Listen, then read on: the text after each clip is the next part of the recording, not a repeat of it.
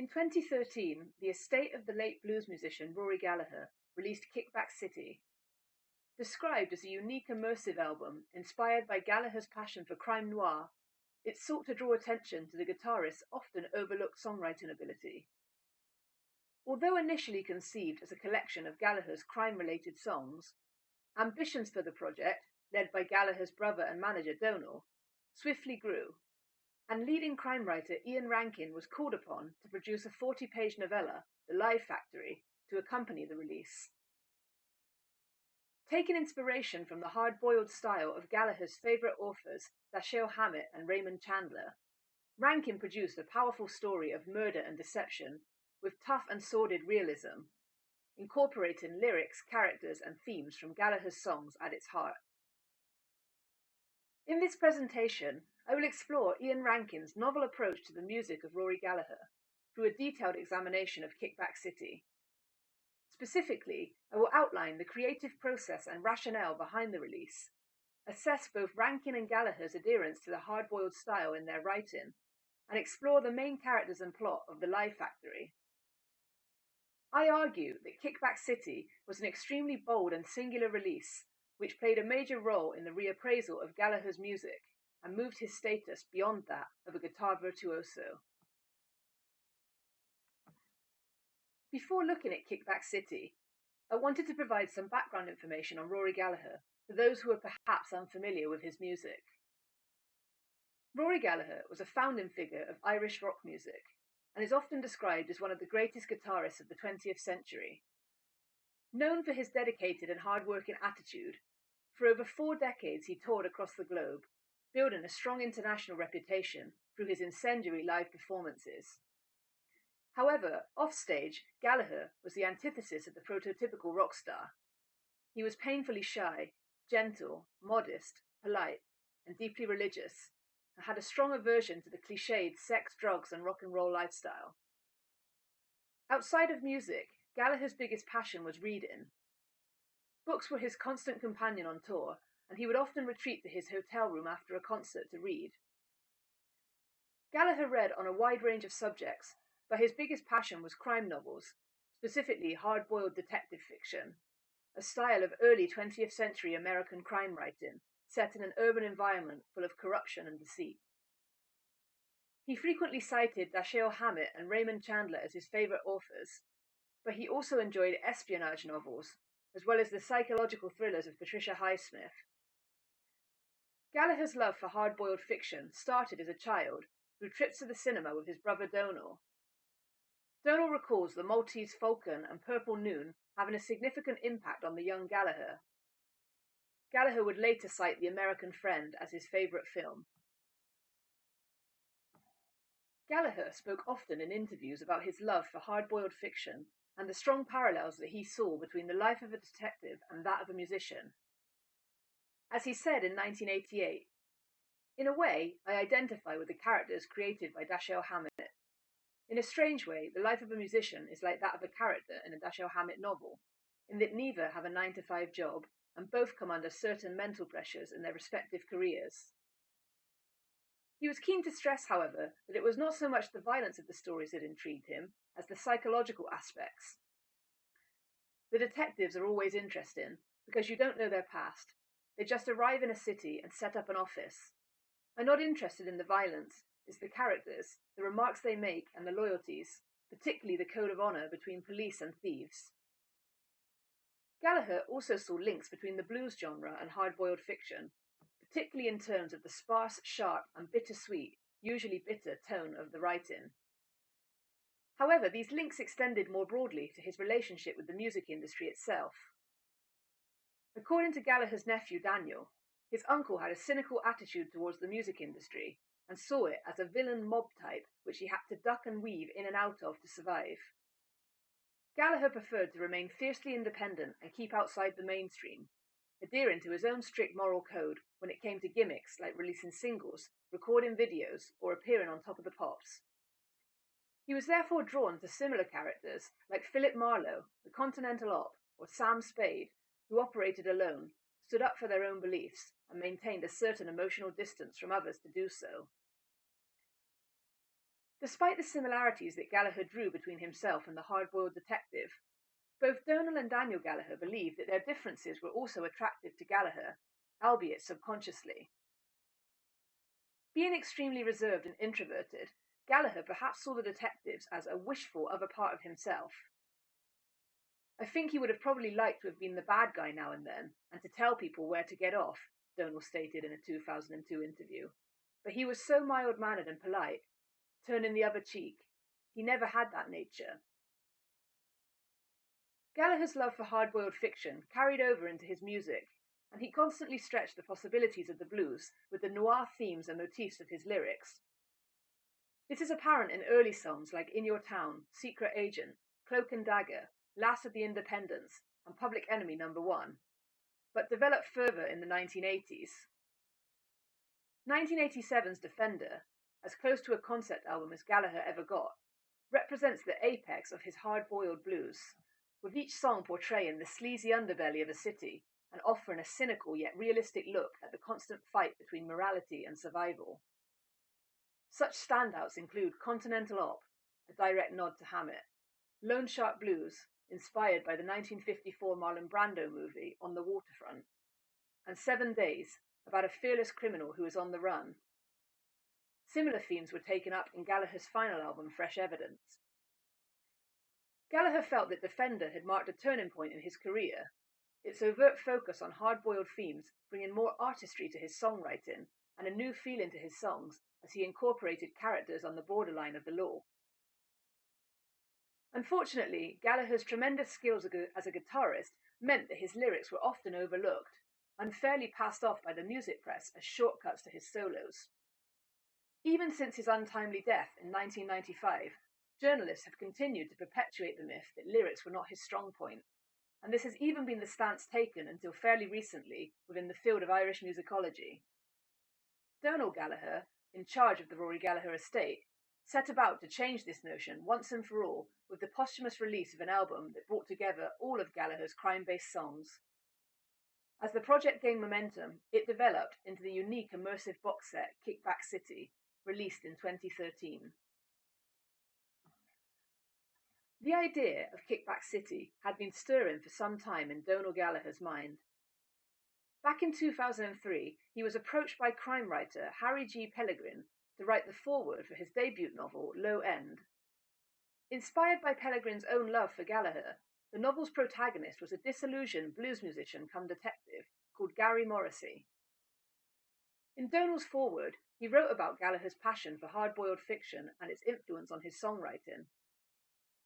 At the same time, Tony Arnold, with whom Donal was working on the posthumous Gallagher album Wheels Within Wheels, was reading Ian Rankin's A Question of Blood and alerted Donal to the fact that Inspector John Rebus was a Gallagher fan. Donal was delighted at the reference to his brother and wrote a thank you letter to Rankin via his publisher. Rankin replied directly, stating that he had been a Gallagher fan since 1972, when he was loaned Live Taste by a friend, but admittedly never knew that the guitarist enjoyed crime fiction. He had made Rebus a Gallagher fan, not because of the crime link, but because the detective liked authentic music such as The Who and the Rolling Stones, and was the right age to have seen Gallagher in his prime. Rankin therefore could perfectly imagine Rebus having a glass of malt at the end of the night, listening to a live Rory Gallagher album. Donal then burnt Rankin a disc of crime-based Gallagher songs and casually asked if he would be interested in writing the liner notes should the estate ever release such an album. Hearing the songs collectively and tuning into their lyrics was a penny drop moment for Rankin, and he agreed to Donal's request. Several years later, in a meeting with Sony, Donal brought up the idea of releasing a compilation of Gallagher's crime-based songs, with Rankin writing the liner notes.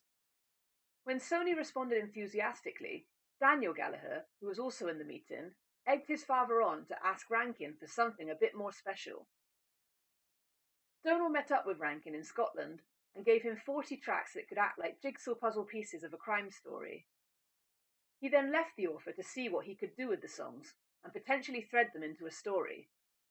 The result was a 40-page novella entitled The Lie Factory. Knowing of Gallagher's deep appreciation of the hard-boiled genre, Rankin was clear that he would write the novella as a kind of homage to the golden age of the American detective novel. He felt that it should have all the archetypal characters: a cynical private eye, a beautiful femme fatale, a sleazy loan shark, as well as the typical first-person voice and American slang. Rankin already had a good knowledge of the hard-boiled genre, having won the Chandler Fulbright Award in 1992 and spent 6 months in the US on a research trip.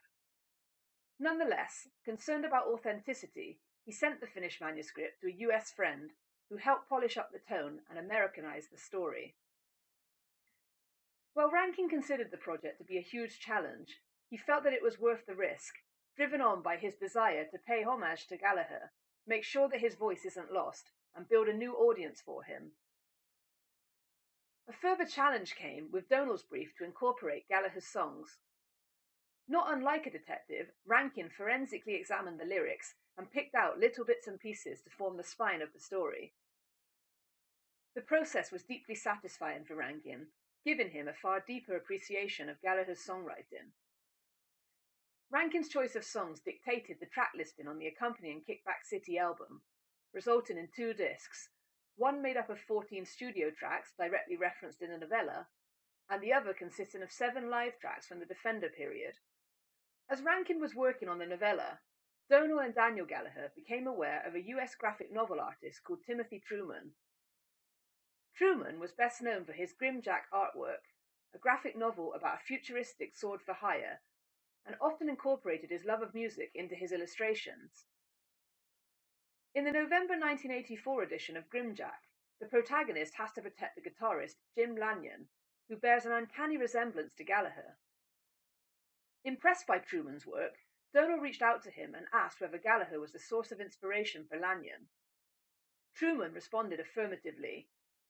He had first discovered Gallagher in 1973 when watching Don Kirshner's rock concert, thought he was the greatest guitarist and performer he'd ever seen, and became a devoted follower ever since. Truman had even met Gallagher backstage at the Bottom Line in 1979 and had a conversation with him about crime fiction.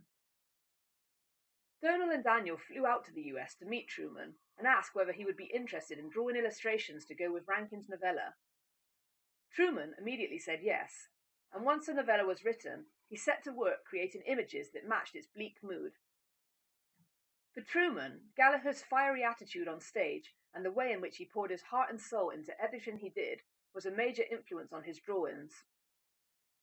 The result is a powerful selection of illustrations interspersed throughout the text, which portray the story's main characters and interactions, yet often feature allusions to Gallagher. Accompanying them is a striking front cover that evokes Sin City and perfectly captures the American urban environment depicted in the tale. The back of the novella even features mock advertisement pages typically found in pulp fiction of the period, again replete with allusions to Gallagher. Truman also contributed 4 collectible postcards to the set. Concerned that non-readers might be put off from buying Kickback City, Donald decided to add an audiobook to the box set. To do Rankin's novella justice, he wanted a US actor who did not have a particular East or West Coast accent, but rather could capture the seedier side of town in his voice. For this, he reached out to his friend Declan Quinn, a cinematographer who had been working on a script for a potential Gallagher movie, and asked if his brother Aidan would be interested. Aidan Quinn was known for his major film roles in Legends of the Fall and Michael Collins, and had recently shot The Eclipse in County Cork. He also played Captain Thomas Gregson in the Sherlock Holmes television series Elemental, so Donald felt that he would be the ideal person for the task. Donald sent Quinn a copy of The Lie Factory, and the actor agreed to come on board. Daniel then arranged a recording session with Quinn in New York, an experience he remembers as daunting because he was not used to working on audiobooks or directing actors. Daniel was impressed with the way that Quinn really got into the role, developing different voices for each character and subtle intricacies in their accents, which took the story to another level and turned the black and white to colour. As Yates of Classic Rock magazine notes, Quinn's droll narration is pitch perfect, evoking feet-on-desk private dicks chain-smoking in seedy offices. After almost 10 years from conception and 2.5 years in the making, Kickback City was released by Sony on the 28th of October 2013 in a glossy box set package featuring the Live Factory novella, an accompanying audiobook, 2 Gallagher albums, and 4 postcards. It reached number 4 in the Jazz and Blues album charts. To assess the authenticity of Rankin's style in the Live Factory, I used corpus stylistics to gain an overview of the distribution of words in the novella, with the aim of identifying textual features that are characteristic of the classic hard-boiled genre. To do this, I uploaded the Live Factory as a corpus onto the Corpus Manager and text analysis software Sketch Engine. I then compared it to 2 other corpora, The Big Sleep by Raymond Chandler and Red Harvest by Dashiell Hammett, to assess word frequencies and types. The tables on screen show the top 20 most frequently occurring words in the 3 books. The frequency counter focused only on content words such as nouns, main verbs, adjectives, and adverbs, as well as pronouns. The Live Factory shows remarkable similarities with The Big Sleep and Red Harvest in terms of language. Across all 3 books, I is in first place, reflective of the fact that hard-boiled fiction typically features the detective as the first-person narrator. Equally, personal and possessive pronouns such as you, he, she, it, my, his, and her feature heavily, in line with the detective's frequent recollections of the people with whom he speaks and descriptors of their appearance, as well as the use of direct speech. The regular occurrence of to be, to have, and to do in their various verbal forms also reflects these descriptive narratives, where the narrator is ideologically detached from those he describes, while said emphasizes the conversational aspects which drive the plot forward. This brief initial overview would suggest that Rankin is competent in adopting the hard-boiled style. Adding a corpus of the Gallagher songs included on Kickback City is equally revealing. As you can see on screen, the lyrics also show similar patterns in terms of first-person narrative and heavy use of pronouns, suggesting an influence of the genre, whether unconscious or deliberate, on his songwriting. The only major difference is the preference for mental over verbal processes, e.g., feel, know, which tap into experiences of the world from one's own consciousness rather than through exchanges with others. Looking at the use of nouns across the 4 corpora is also significant, given that these word types refer to people, places, things, and ideas. They can therefore offer an insight into whether the gritty urban environment characteristic of the hard-boiled genre is indeed depicted. On screen, you can see word clouds for the top 50 most frequently occurring nouns in each corpus. Again, there are striking similarities, which suggest that not only does Rankin sophisticatedly depict the bleak hard-boiled setting, but also that Gallagher incorporates a similar worldview into his lyrics. Away from specific character names unique to each text, all 4 corpora place heavy emphasis on the word man, which grants an air of mystique to the stories, as the reader or listener is not provided with expected details of who this person might be. Other nouns serve to convey the dark ambience of the tale, whether in terms of descriptors like place, town, city, street, alley, car, hotel, time, night, dawn, weather, rain, and body parts, eye, hand, face, head. There are also specific references to weapons and murder, such as gun, blood, body, fight, trouble, and law enforcement, chief, dick, agent, cell, law. And there are also frequent references to aspects of the detective's office, such as chair, desk, room, door, window, as well as objects associated with conversations and exchanges, money, cigarette, drink. A cursory look at adjectives reveals that their use is more varied and tends to be characteristic of each writer's own personal style, rather than the hard-boiled genre in general. Nonetheless, there are interesting juxtapositions of opposites in the top 20 list: black and white, good and bad, right and wrong, poor and rich, alive and dead, old and young, dark and light, little and big, suggesting the constant battle between 2 opposing forces that plays out in the stories. While corpus stylistics provides a good overview of the type of language used by both Rankin and Gallagher and its overlaps with the hard-boiled genre, This should be followed by textual and multimodal analysis in order to delve deeper into the lie factory and tease out how words, images, and sounds work together to make meaning.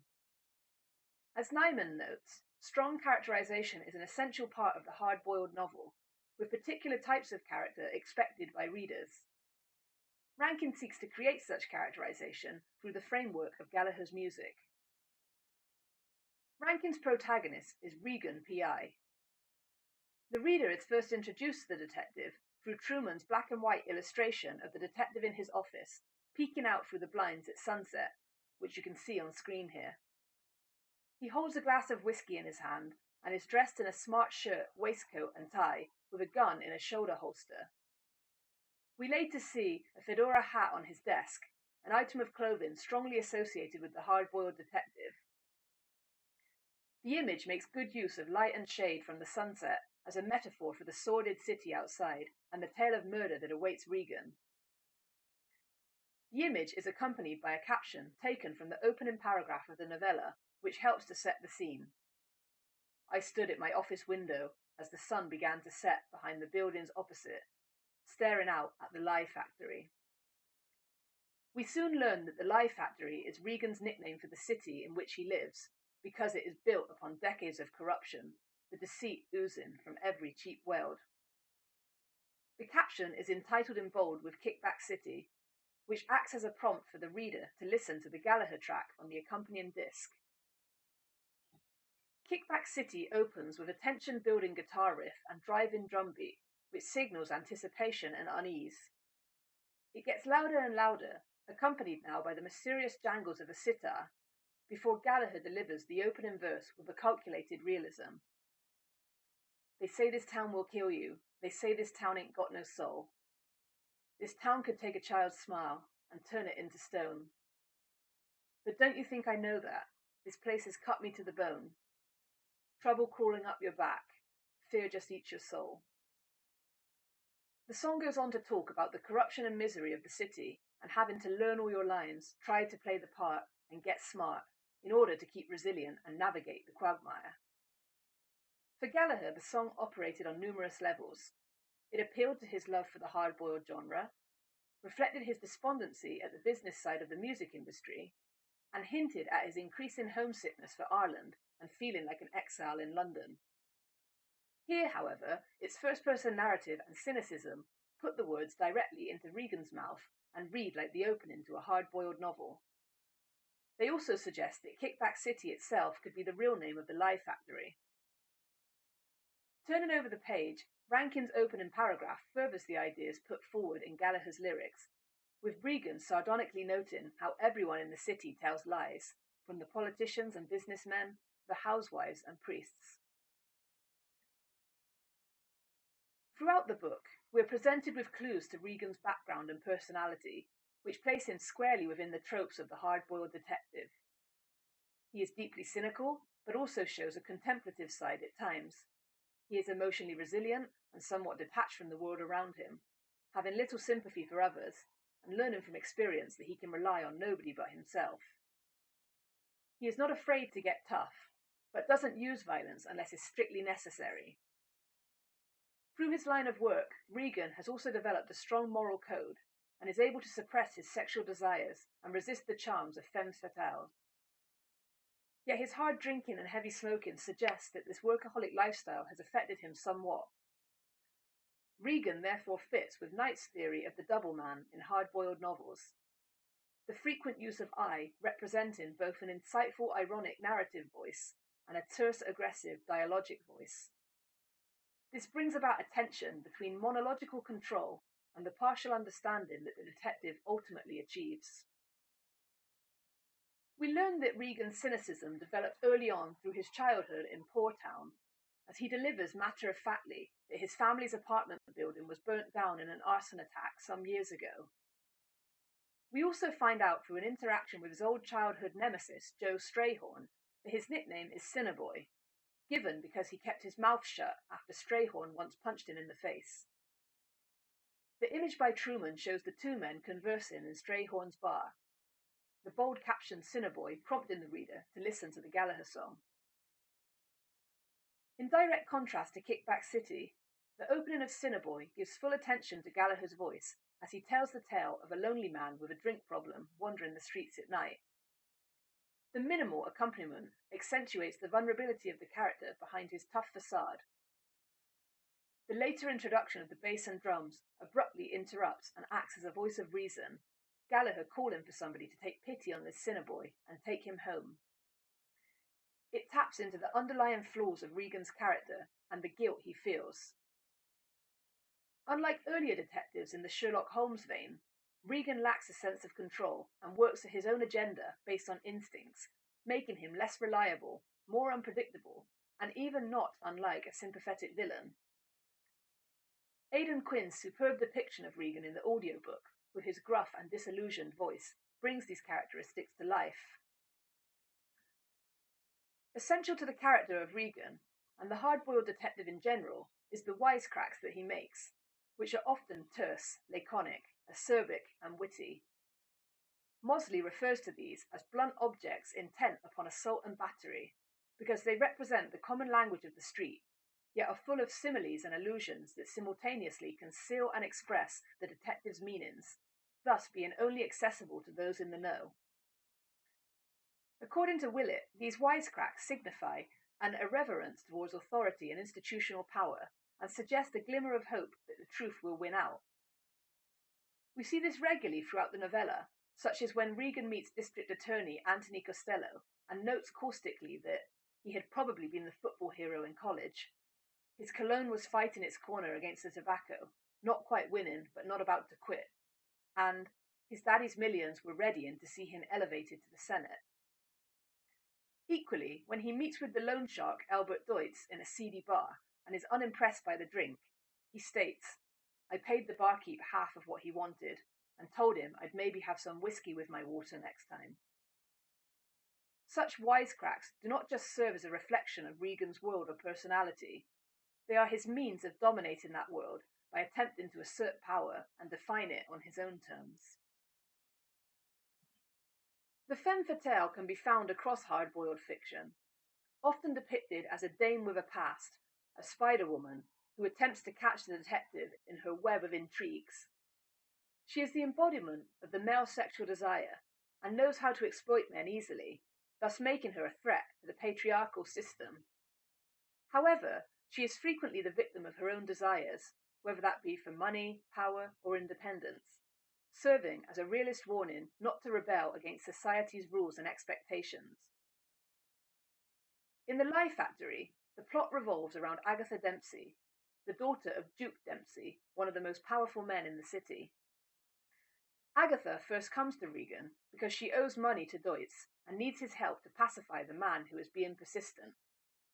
Cue Gallagher's song Loan Shark Blues, its repetitive lyrics accentuating the urgency of the protagonist's request to "give me till Monday, that's only a day or two." Several days later, Agatha turns up, rips to shreds in a back alley in Poortown. Regan cynically makes it clear that violent death was a byproduct of life in Poortown. It was just that corpses didn't always have the cachet of Agatha Dempsey. The reader is first introduced to Agatha through a conversation between Regan and Costello. We learn that Dempsey was Costello's ex-girlfriend and wants to know why she'd hired Regan. Regan's business card was found on her body. But Regan does not tell him. Through his narration, Regan informs the reader that Agatha was beautiful and free-spirited, even a touch reckless, and enjoyed the little tourist excursions to the seamier side of the street. Later that evening, Regan recalls his first meeting with Agatha at his office, his description clearly marking her as the story's femme fatale. She had lots of straw blonde hair, pulled back from her face and tied in a ponytail. Emerald green eyes accentuated by the right makeup. Her clothes were probably the height of fashion, and they had been constructed with nobody's measurements but hers in mind. Some men would have called her a knockout. To me, she looked more like a blow to the solar plexus, best avoided in my experience. Regan's words showcase his astute knowledge of the type of woman before him and his ability to foresee the danger she presents and resist her charms. Agatha's voice, provided by Aidan Quinn in the audiobook, is self-assured and cocky.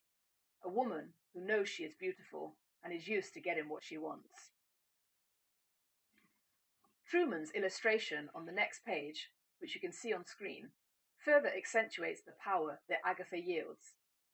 She towers over Regan, who is leaning back on his desk, deliberately avoiding her gaze, his fingers clasped tightly to the desk edge, signalling both his discomfort and struggle at avoiding her advances. Agatha is depicted from the back, the illustration cut off at the neck to accentuate her long blonde hair, large breasts, and shapely behind. She stands assertively with her hand on her hip, her black dress symbolizing trouble. The image also features a subtle reference to Gallagher. An acoustic guitar bearing his name stands in the bottom left corner. The accompanying caption notes how much of a thrill to make a deal with a loan shark and engage a private eye and go drinking in Poor Town, and is entitled Slummin' Angel, acting as a cue for the Gallagher song about a rich girl who seeks a thrill on the wrong side of town. The song begins with 4 repeated staccato notes that create a sense of danger ahead, before the speed increases and the drums kick in like a driving force thrusting the protagonist headfirst into the danger.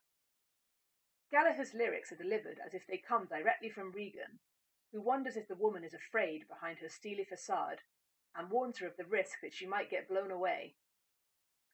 In a rare bout of sympathy, he also begs her to take off those rose-tinted glasses, realize that this place is no wonderland, and go home to her daddy.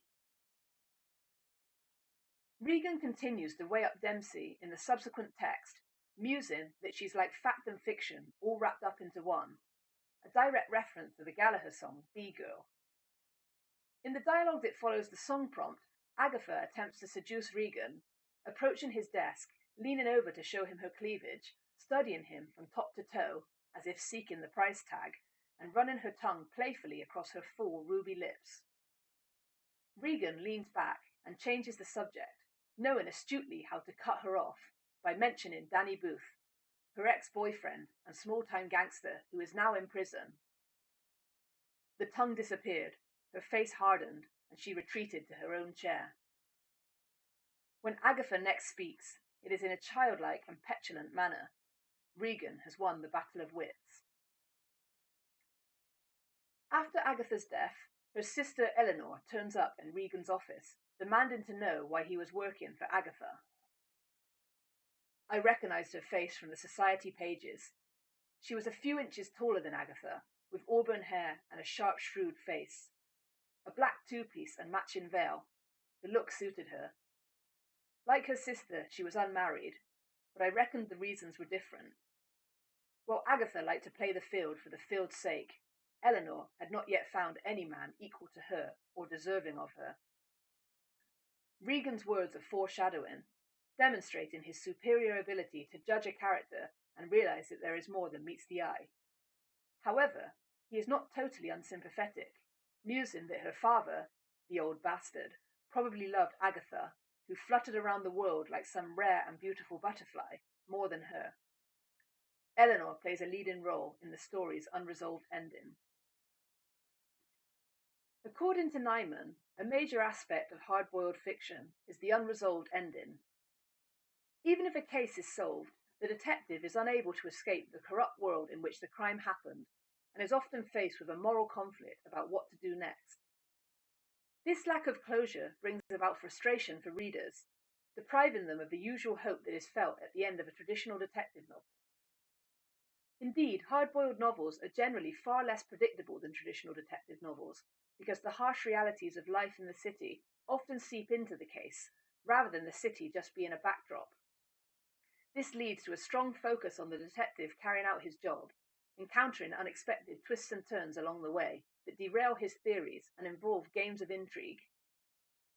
Equally, as Gregory notes, the number of details with which the detective provides readers only serves to make it harder for them to draw conclusions and separate the significant from the trivial. In The Lie Factory, Regan's journey to the truth is long and winding, encompassing conversations with Deutz, Eleanor Dempsey, and Strayhorn, which reveal that the boxer Kid Gloves has been arrested for Agatha's murder because he was found in the alleyway alongside her body. First, Kid Gloves states that he spent the evening with a mystery girl called Rosetta, who could be his alibi. Later, he changes his story, having been set up by the mob and Danny Booth because he refused to take a dive in his recent match. 2 Gallagher songs mark Kid Gloves' entrance to the story. The eponymous Kid Gloves, about a boxer who has to throw a fight just to save his neck, and Barley and Grape Rag, about a drunken night out on the town. Regan then takes a look at the alleyway for himself, the illustration's caption prompting the reader to listen to In Your Town, its lyrics hinting at Booth's potential release from prison and the need to exact his revenge, before accessing Rosetta's apartment.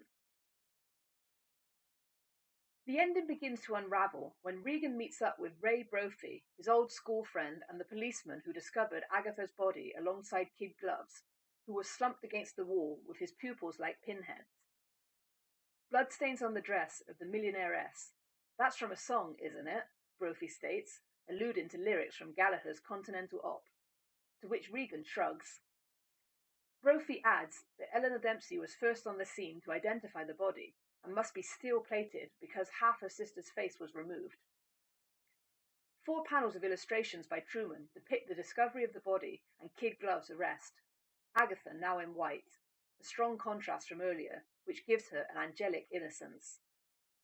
The caption Continental Op prompts the Gallagher song, which, although based on Hammett's famous detective, is highly relatable here in its tale of the dead body of a rich girl, the cops being outfoxed, and the need to bring in a detective to resolve the case. Regan's assertion that Kid Gloves was destined for a date with the electric chair links to Gallagher's 7 Days, a melancholic acoustic track written from the perspective of a man who is on the run and faces the death penalty. Following his talk with Brophy, Regan heads to the Dempsey's mansion, climbing over the railings and sneaking up the pathway.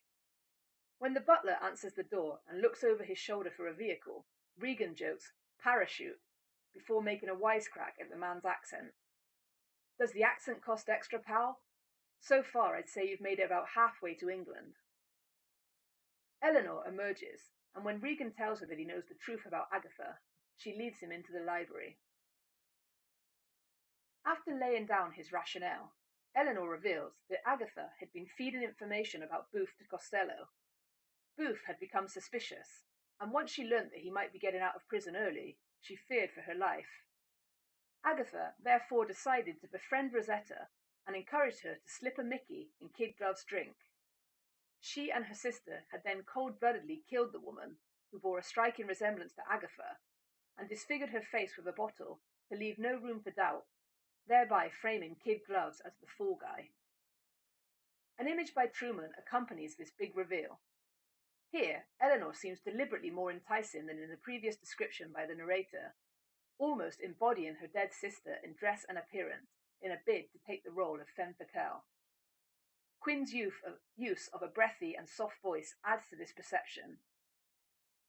In the caption, Eleanor claims that the devil made me do it, alluding to the Gallagher song of the same name, and also subtly nodding to Rankin's novel A Question of Blood, where Rebus mentions the Gallagher song. The song makes for the ultimate dramatic climax, its fast-paced tempo echoing 50s rock and rollers Buddy Holly and Eddie Cochran, and its lyrics noting a tale of arrest, the subsequent court case, and the rationale that the perpetrator was not of sound mind. Here it stands as a perfect illustration of the clash between male and female desires in the Hardboiled novel. However, the imposing figure of Duke Dempsey in the background of the image signals that the whole truth may not have been revealed yet. Indeed, when Regan states that he cannot let Eleanor get away with this crime, she drops the bombshell that the devil is her father, who has been sexually abusing Agatha for years. Eleanor helped her sister to fake her own death to escape from him. My father was inordinately fond of Agatha. You know what I mean? Inordinately fond. That's the other reason she couldn't just run away. She had to be beyond his reach, and with Agatha gone, marriage may be my own best bet. In her words, Eleanor thus reveals herself as having accessory agency, operating in a similar way to Vivian in The Big Sleep, by helping and manipulating her sister Carmen from the background in order to advance her own personal agenda. This revelation puts Regan in a quandary. his desire for the truth challenging his moral code. If he says nothing, Kid Gloves will be put in prison for a crime he didn't commit. Eleanor will be free to get married and escape her father. But if he speaks up, he risks putting both the Dempsey sisters at risk of their brutal father. As if to make matters worse, Duke Dempsey enters the library at this precise moment and slaps Eleanor across the face, demanding to know where Agatha is. When Duke tells Regan that this is not your concern, sir, the detective mutters, "Too damn right," and heads to the doorway, leaving them to their own private hell. He callously ignores Eleanor's pleas to come back and steps outside, reflecting on the beauty of the warm sun, the manicured lawn, and the laughing gardeners, before poignantly noting that I was 20 minutes from my office and apartment, and a further 20 from Poortown, but I was still trapped in the Lie Factory, and the production line wasn't shutting down any time soon. His final words are illustrated by a dark shadow cast over a row of dilapidated buildings. There are no victories in the Lie Factory. So to conclude, Rory Gallagher's exceptional musicianship has meant that little attention has been given to both the quality and depth of his lyrics.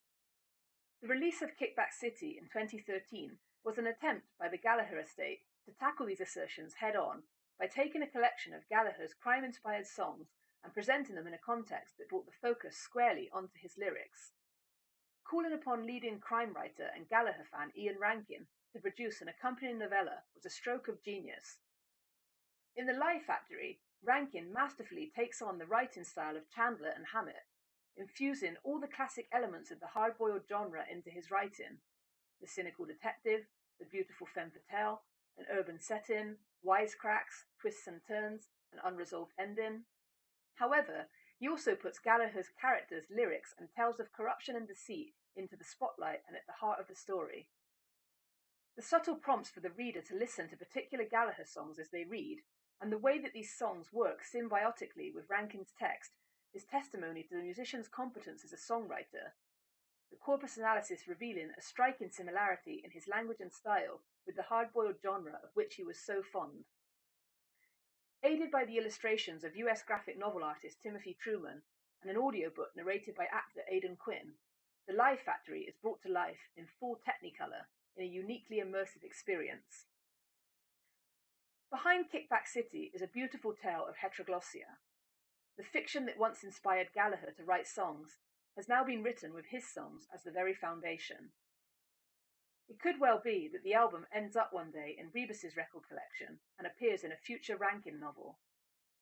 To have Rebus reading The Lie Factory while listening to Gallagher's album would truly offer a dialogic space between fact and fiction, reality and fantasy, adding yet another layer to the creative melding of Rankin and Gallagher, and securing Gallagher's position as a pioneer of hard-boiled blues. Thank you. If you have any questions or comments about the talk, then please feel free to email me at the email address you can see on screen here. You can also get in contact on the website www.rewritingrory.co.uk or the social media at rewritingrory, which is a project that I set up with my friend Ray Morales that offers a reappraisal of the final decade of Rory Gallagher's career. Thank you again very much for listening to this talk.